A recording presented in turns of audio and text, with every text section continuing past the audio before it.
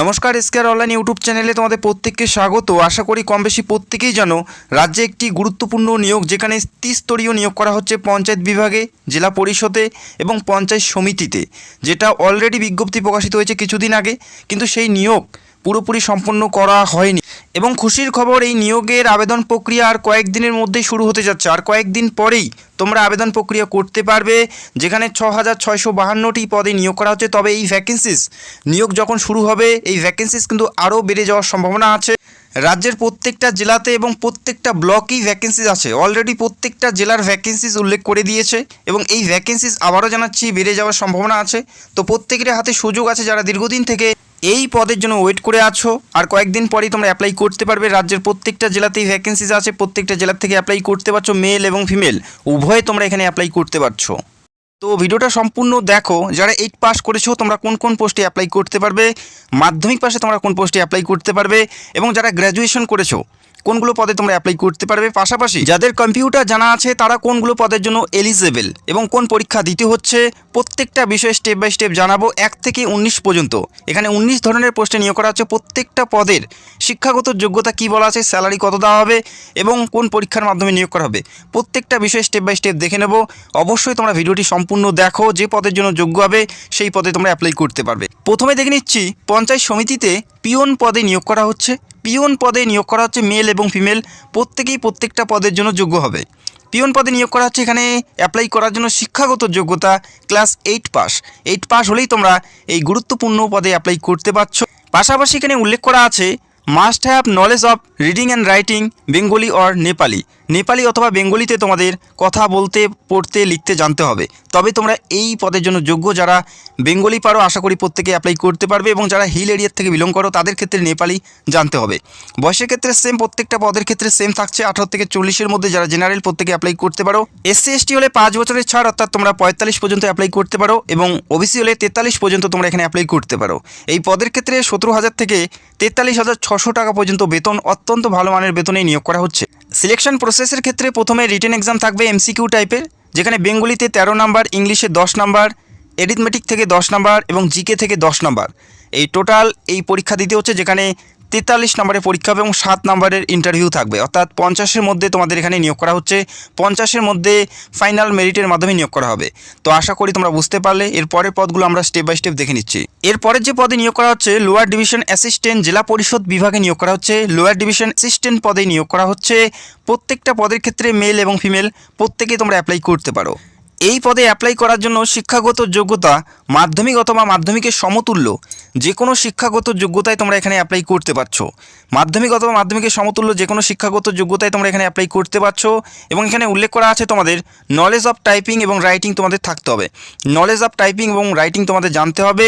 Minimum নাম্বারে মাধ্যমিক pass থাকলেই তোমরা এই গুরুত্বপূর্ণ পদে অ্যাপ্লাই করতে পারো। বয়সের ক্ষেত্রে প্রত্যেকটা পদে সেম আছে।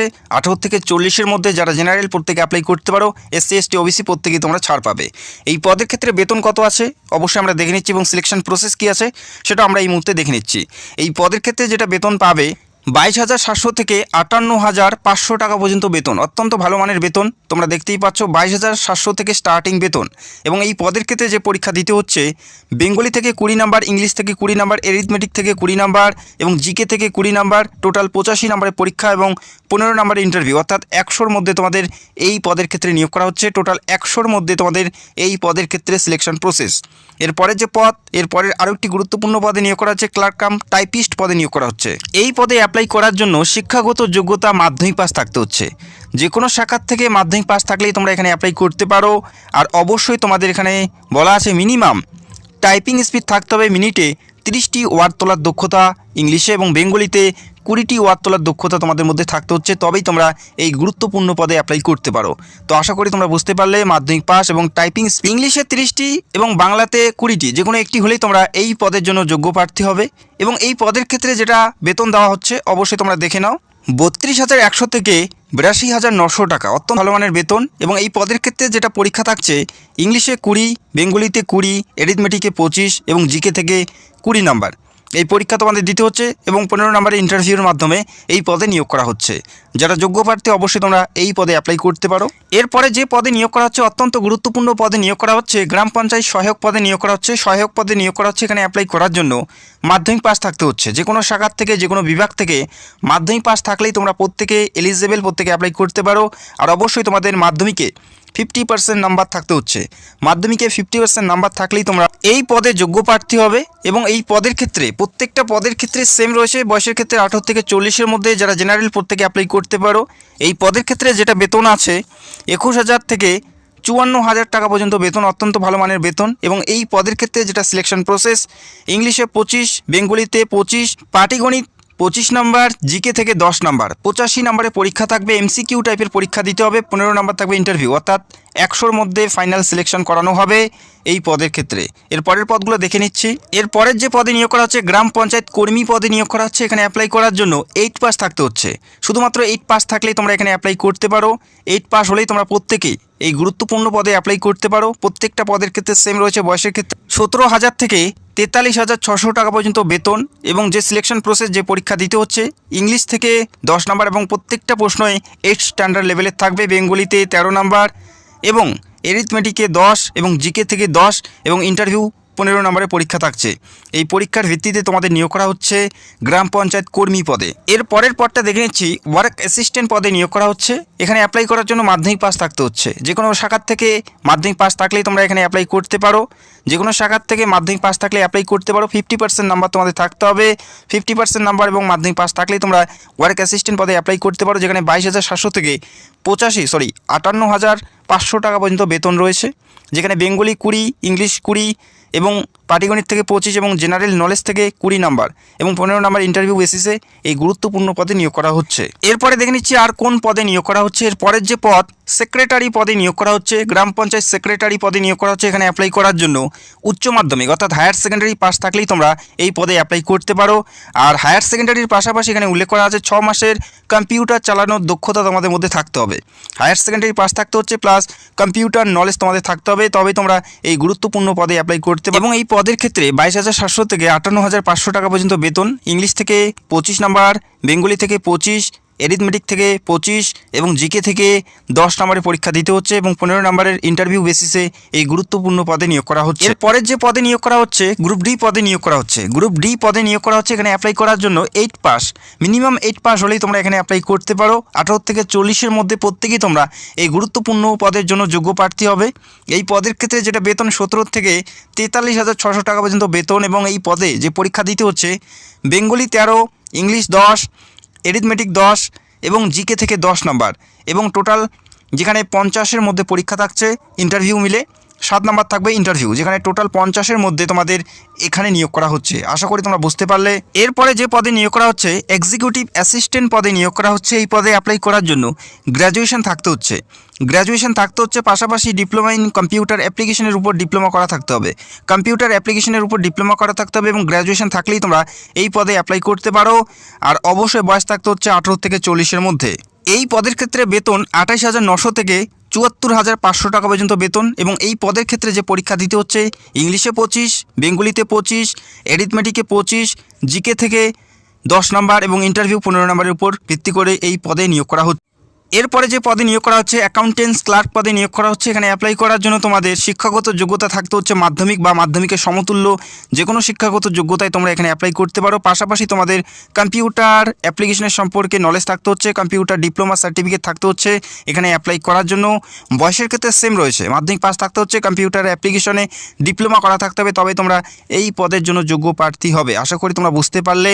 এবং এই পদের ক্ষেত্রে যেটা বেতন 22,700 থেকে 58,500 টাকা পর্যন্ত বেতন আছে এবং এই পদের ক্ষেত্রে যে পরীক্ষা দিতে হচ্ছে ইংলিশে 20, বেঙ্গলিতে 20, এরিথমেটিক থেকে 25 নাম্বার এবং জিকে থেকে 20 নাম্বার এবং ইন্টারভিউ 15 নাম্বার। এই বেসিসে এই পদে নিয়োগ করা হচ্ছে।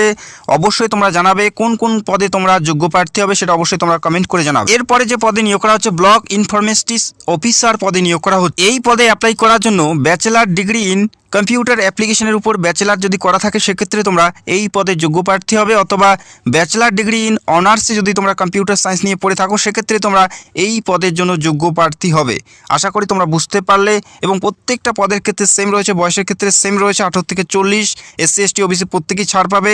এবং এই পদে 32,100 থেকে 82,900 টাকা পর্যন্ত বেতন আছে। এবং এই পদে যেটা সিলেকশন প্রসেস, ইংলিশে 10 এবং বেঙ্গলিতে 10 নাম্বারের উপর ভিত্তিতে নিয়োগ করা হচ্ছে। হায়ার সেকেন্ডারি লেভেলের প্রশ্নপত্র থাকবে। এরপরে যে পদে নিয়োগ করা হচ্ছে ডেটা এন্ট্রি অপারেটর পদে নিয়োগ করা হচ্ছে। ডেটা এন্ট্রি অপারেটর পদে নিয়োগ করা হচ্ছে। এখানে অ্যাপ্লাই করার জন্য মাধ্যমিক পাস থাকতে হচ্ছে। পাশাপাশি কম্পিউটার সার্টিফিকেট তোমাদের থাকতে হবে।